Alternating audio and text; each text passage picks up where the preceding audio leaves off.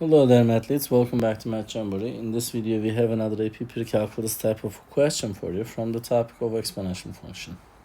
Let's solve it together. The exponential function f of x equals a times b to the power of x, where a and b are positive constants, is defined. The table shows values of f of x at selected values of x. Which of the following statement is true? X values are 0 through 4, so the x values are increasing. Y values are 2, 4, 8, 16, and 32. They are also increasing. So this must be a growth. So B and D cannot be the answer because they're saying decay. So let's find the values of A. F0, we're using this data now.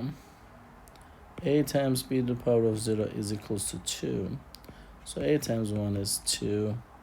So A is 2 then. What about the B? For that, we will use F1, the second data. And we found the value of 2A is 2. We will just write 2 times B to the power of 1 is equals to 4.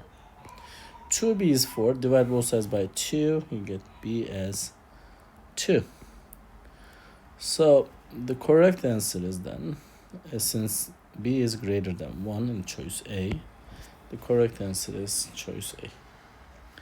I hope you found this video helpful. If you did, please give it a thumbs up. If you have questions or comments, you can always leave it below there.